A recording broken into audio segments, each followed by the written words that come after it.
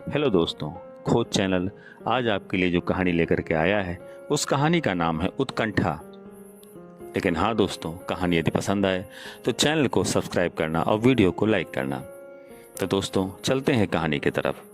विकास महेश की बातों को अनसुनी करते हुए आगे बढ़ गया, किंतु महेश कहाँ कम था। वह विकास के पास दौड़ करके गया और मरहम लगाते हुए कहा, क्या डायरेक्टर सर ने तुमको बहुत डांटा है? पता नहीं कौन तुम्हारे बारे में हमेशा उनसे शिकायत करता है। आते के साथ बात से डांट मिलना पूरा दिन खराब होने के लिए काफ़ी होता है। विकास के साथ भी कुछ ऐसा ही हुआ था। स्कूल में शिक्षण का कार्य करते हुए विकास को 5 साल हो चुके थे। ईमानदार और मेहनती के रूप में वह पूरे स्कूल में प्रचलित था। वर्तमान समय में किसी भी कार्यस्थल पर 2 ही तरह के लोग मिलते हैं। पहला कामचोर, जो चापलूसी करके प्रमोशन पा जाते हैं, और दूसरा ईमानदारी और अपनी मेहनत के बल पर आगे बढ़ते हैं। महेश को स्कूल ज्वाइन किए हुए अभी 2 साल ही हुए थे, किंतु विकास महेश को पहले से ही जानता था। विकास के जीवन ने कुछ इस कदर करवट बदला था कि समय के साथ उसे समझौता करना पड़ा। पारिवारिक परिस्थितियों ने उसे अपने लक्ष्य को बदलने पर मजबूर कर दिया। बड़े परिवार से ताल्लुक रखने वाला विकास जीवन से हारा नहीं, सिर्फ उसने अपने आकाश को छोटा कर लिया। संघर्ष पथ पर चलते हुए परिस्थितियों ने उसे उस ओर धकेला जहां वह कभी जाना नहीं चाहता था, किंतु वक्त की मांग को देख करके उसने उसे सहर्ष स्वीकारते हुए स्कूल ज्वाइन कर लिया। दोस्तों, विकास के जेहन में आज भी वे तस्वीरें घूमती हैं। उसके बड़े से बंगले के सामने वह खपरेल का कच्चा घर, उसमें रहता एक बड़ा सा परिवार और वो 2 छोटी छोटी सूनी आंखें जो उस पर घर की खिड़की से झांका करती थी। दोस्तों, वो 2 आंखें अक्सर विकास का पीछा करती थीं। विकास उस समय स्कूल में था। अक्सर वह देखा करता था कि मोहल्ले के बच्चे गली में गिल्ली डंडा खेल रहे थे। वे 2 आंखों भी उनमें शामिल रहती थी। विकास की भी इच्छा होती थी उन लोगों के साथ खेलने की, किंतु उसके घर में उन लोगों के साथ खेलने की अनुमति नहीं थी। वह खिड़की से अक्सर उन्हें निहारा करता था। एक तरफ उन 2 आंखों का घूरना और दूसरी तरफ विकास का उन 2 आंखों से अनुरक्ति धीरे धीरे बढ़ता गया। जब भी विकास का बड़ा सा गेट खुलता और उसमें से उसकी बड़ी गाड़ी निकलती तो मोहल्ले के बच्चे बहुत देर तक गाड़ी के पीछे पीछे दौड़ते थे।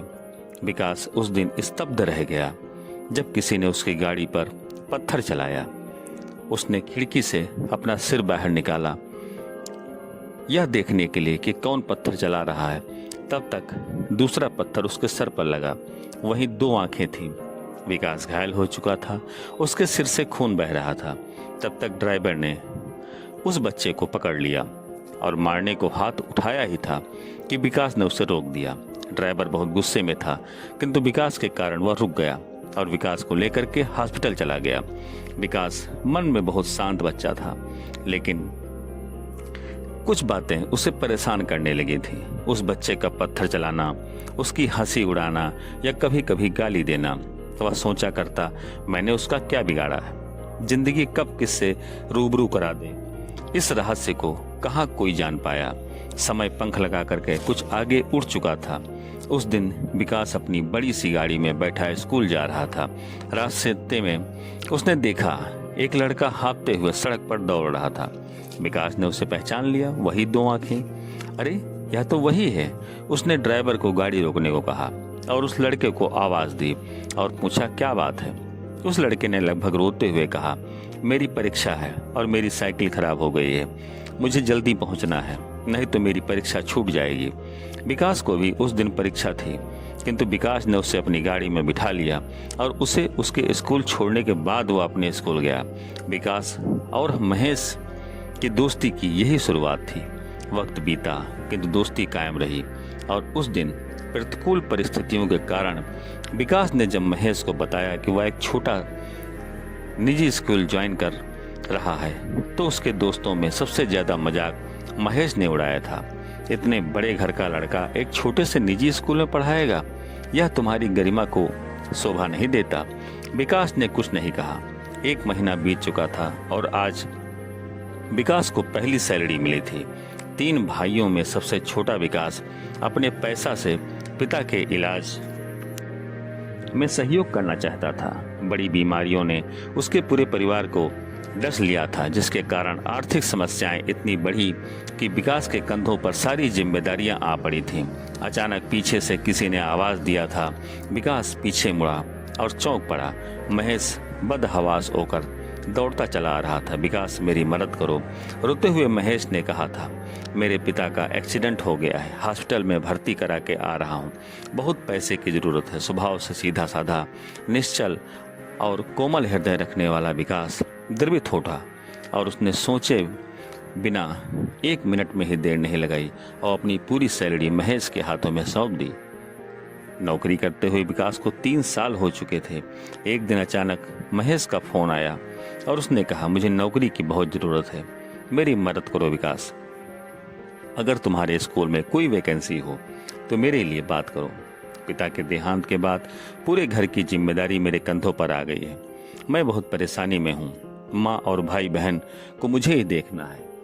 विकास महेश की बातों पर फिर से द्रवित हो गया। उसने स्कूल मैनेजमेंट से बात करके महेश की नौकरी लगवा दी। सीधे साधे विकास को क्या मालूम था कि उसने अपने ही पांव पर कुल्हाड़ी मार दी। जहां विकास बहुत कम बोलने वाला, मेहनती और ईमानदार था, वहीं महेश वाचाल, कामचोर और चापलूस था। विकास ने कभी भी महेश की पारिवारिक और व्यक्तिगत बातें स्कूल में नहीं बताई और हमेशा उसे सहयोग करता रहा, किंतु महेश वह तो पता ही नहीं क्यों विकास को हर समय नीचा दिखाने की कोशिश में लगा रहता। एक दिन ऐसा भी आया कि मैनेजमेंट की चापलूसी करते करते और विकास की छवि बिगाड़ते बिगाड़ते महेश स्कूल का प्रिंसिपल बन बैठा। क्योंकि विकास की मेहनत और लगन के कारण पूरे स्कूल में यह चर्चा थी कि अगला प्रिंसिपल विकास ही बनेगा। समय बीत रहा था और महेश का व्यवहार विकास के साथ बुरा होता चला गया। सामने वह अच्छा बना रहता और पीठ पीछे उसकी बड़ी जोरदार से खुदाई करता और अंत में उसने विकास को स्कूल छोड़ने पर मजबूर कर दिया। काफी समय बीत चुका था। विकास की दुनिया बदल चुकी थी। वह विवाहित जीवन में प्रवेश कर चुका था और साथ ही किसी दूसरे स्कूल में प्रिंसिपल बन चुका था, किंतु महेश को वह भूल नहीं पाया था। उसने मन में आज भी यह सवाल घूमता था कि आखिर महेश का व्यवहार उसके प्रति वैसा क्यों था। उसने उसका क्या बिगाड़ा था। रात के 2 बज रहे थे। अचानक फोन रिंग हुआ। अर्धनिद्रा में विकास ने फोन उठाया। उसके किसी पुराने मित्र का था। उसने फोन पर जो बातें कही यह सुनकर विकास स्तब्ध रह गया। महेश का एक्सीडेंट हो गया था। पैर फ्रैक्चर हो चुके थे। वह उठने की स्थिति में नहीं था। सिर में भी काफी चोट था। काफी खून बह चुका था। महेश ने किसी तरह से फोन करके अपने एक मित्र को बुलाया, किंतु आधी रात को कोई सवारी नहीं मिली। उस मित्र के पास गाड़ी भी नहीं थी कि उसे हॉस्पिटल ले जा सके, और दूसरी तरफ उस समय न महेश के पास न उसके मित्र के पास इतने पैसे थे कि एम्बुलेंस बुला करके वह उसे हॉस्पिटल में एडमिट करा सकता था। महेश बहुत देर तक वैसे ही सड़क पर पड़ा रहा। अचानक उसके मित्र को विकास की याद आई। विकास से उसकी जान पहचान थी। उसने विकास को फोन किया और स्थिति बताई। विकास उठा। पत्नी ने सवाल किया, किंतु उसने कोई जवाब नहीं दिया और वह सीधे अपने गैरेज में गया और गाड़ी निकाली। किंतु जैसे ही गाड़ी लेकर वह आगे बढ़ा, वही सरकारी काम सड़क को खोदकर छोड़ दिया गया था। गाड़ी वहां से नहीं जा सकती थी। लाचार होकर के विकास लौट गया और उसने अपनी बाइक निकाली। बाइक से वह किनारे किनारे सड़क को पार करता हुआ मेन सड़क तक पहुंचा। फिर तेज बाइक चलाते हुए पहले हॉस्पिटल गया और वहां से उसने एम्बुलेंस लिया और उसे लेकर वह घटना स्थल पर पहुंचा। ऐसा उसने इसलिए किया कि फोन करना, घटना स्थल के बारे में बताना और तब पता नहीं कितनी देर में एम्बुलेंस पहुंचता, समय बर्बाद न हो, इसी कारण उसने ऐसा किया। महेश को हॉस्पिटल में एडमिट करने के बाद उसने उसके घर वालों को फोन किया। पता चला उसकी पत्नी और बच्चे गांव गए हुए थे। उन्हें आने में 1 दिन का समय लगता। महेश को जब तक होश नहीं आया तब तक विकास हॉस्पिटल में रहा। हॉस्पिटल का सारा खर्चा उसने वहन किया। उसके घर वाले 24 घंटे बाद पहुंचे। महेश जब खतरे से बाहर नहीं हुआ तब तक विकास हॉस्पिटल में रहा। जब उसकी हालत सुधरने लगी तब उसे उसके घर वालों को सौंप करके घर वाला लौटा। 15 दिन बीत चुके थे। विकास अभी तुरंत बाहर से ही आया था कि फोन रिंग हुआ। महेश की पत्नी का फोन था। उसने आग्रह करके अपने घर विकास को बुलाया था। इतने दिन तक विकास की पत्नी मौन थी, लेकिन जब थका हारा विकास उसके घर जाने के लिए तैयार हुआ तब उसकी पत्नी बिफर पड़ी। जिस व्यक्ति ने तुम्हें जीवन भर हानि पहुंचाई, क्यों तुम हमेशा उसकी मदद करने के लिए तैयार हो जाते हो? कल वह ठीक हो जाएगा और फिर तुम्हें हानि पहुंचाने की कोशिश करेगा। विकास नहीं माना और चला गया। दोस्तों, विकास महेश के बिस्तर से कुछ दूर कुर्सी पर बैठा उसे चुपचाप देख रहा था। महेश के आंसू रुक नहीं रहे थे। उसने हाथ जोड़कर रोते हुए कहा, विकास, मैं माफी के लायक भी नहीं हूँ, फिर भी मुझे माफ कर दो। अपनी गलती का मुझे एहसास हो चुका है। तुम मेरी मदद करते रहे और मैं हमेशा तुम्हें हानि पहुंचाने की कोशिश करता रहा। इसके लिए शायद अंतिम सांस तक भी प्रायश्चित करूं तो कम ही पड़ेगा। यह कहकर वह जोर जोर से रोने लगा।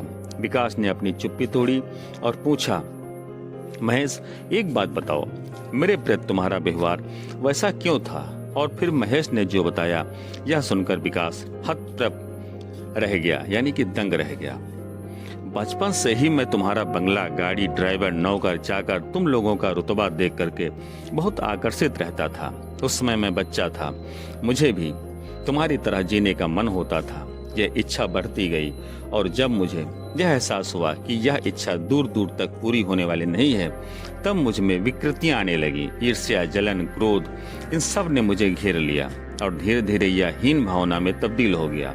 एक तरफ मैं तुम्हारे पास भी आना चाहता था, दूसरी तरफ मैं तुमसे नफरत भी करता था। एक तरफ तुमसे मदद भी मांगता और दूसरी तरफ तुम्हारी मदद मुझे भीख जैसी लगती थी। जब तुम्हारी परिस्थितियां प्रतिकूल होने लगी तो मुझे भीतर से आनंद आने लगा। यही कारण था कि मैंने तुम्हें स्कूल छोड़ने पर मजबूर कर दिया। मैं अपने को तुमसे आगे देखना चाहता था। इसी प्रचंड उत्कंठा ने मेरे व्यवहार को विकृत बना दिया था। किंतु आज मैं तुम्हारे सामने नतमस्तक हूँ कि किस फरिश्ते से मैं बदला ले रहा था। तुम तो मेरे लिए फरिश्ता हो, फरिश्ता। विकास सर झुकाए सब सुनता रहा।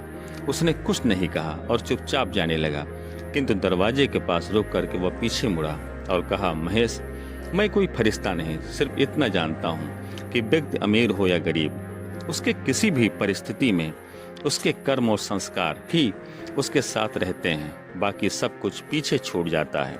कुछ पल उसने महेश को रोते हुए सूनी आंखों से देखा और फिर बाहर निकल गया। तो दोस्तों, यह कहानी आपको कैसी लगी?